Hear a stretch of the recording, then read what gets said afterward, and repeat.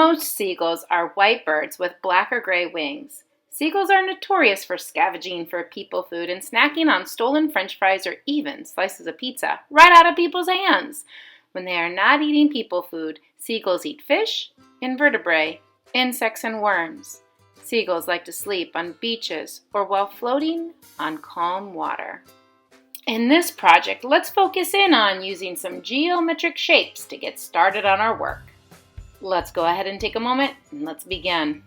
On a piece of paper at the very bottom, I want you to start out by drawing a nice oval, 2 straight lines, and start thinking about making a post for your seagull to stand on. Don't forget to put your name on the back. I also added some water lines. Once I got done with my drawing, I grabbed some tempera cakes and started painting my sky. Feel free to use any color that you want for your sky. You might want to start out with making it look like a sunrise or a sunset. Or if you're going to use blue for your sky, you might want to use a different color for your water, like maybe a sea foam green or something like that. So that way your sky and water aren't the same colors. I then went ahead and I grabbed some blue that I could use for the water for my seagull to be right next to. Grabbing onto some brown paint, I'm going to go ahead and paint the post for my seagull to stand on. Set that aside now and let that dry. Once you're letting that dry, let's also grab sheets of paper that we can use for our project for the seagull body.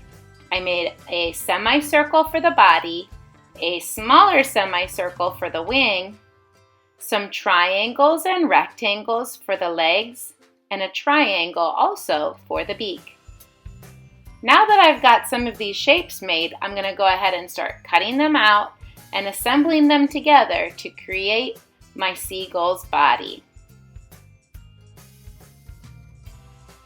Can you see how that half circle made use for the body, a big curved line for the head, half circle for the wing, 2 rectangles for the legs, and now I'm cutting out my triangles to use for the feet and to use for the beak onto my seagull body. Let's go ahead also and take some black oil pastel and draw over all of your pencil lines. In my head, I'm thinking about creating texture onto the wood so that it looks like a wooden post. I'm also using my black oil pastel to draw and design anything else that I want. Birds in the sky. Colored oil pastels can be used to create clouds or to create ripples into the water for your water part of your picture. You might also use oil pastels to create the sun that's rising or setting, or possibly even a rainbow into your picture if you want. Can you think of anything else that you might want to add into your background for your seagull? Lastly, let's take our glue bottle and start arranging our geometric shapes to create for our seagull picture. Half circle used for the body, a shape that can be used for the head, half circle for the wings, 2 rectangles can be glued down for the feet, and lastly, I'll grab my triangles that I drew that can be glued down for the feet, as well as the beak for my seagull.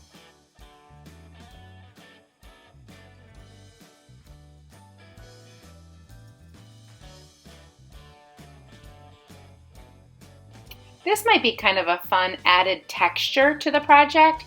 You can use a glue bottle and add some yarn onto your project to make it give a little bit more texture or real feel to your work.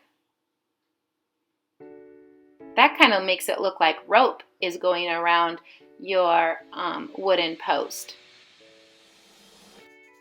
I'm going to also take my oil pastels and add the rest of the details onto my bird just to help make it look more lifelike.